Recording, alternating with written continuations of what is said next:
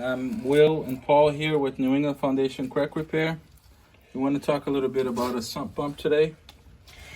As you can see here, this sump pump is set in a box that was poured when the floor was poured.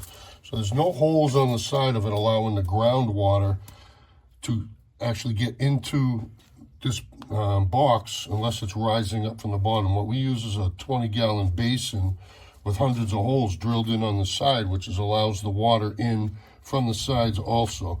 I can see a bubble coming up, so it's just groundwater coming up straight up. Also, all this debris in here is hindering the operation of the pump. So with ours, we have a nice cover on it. No debris ever gets inside of it, and the pump works at full efficiency.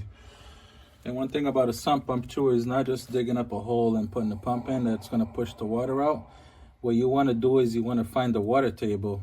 Once you find the water table and you know you can control it, you know your groundwater is never going to come up all the way to your floor to wall seam. And that's when you actually can flood your basement. All right, well, thank you very much.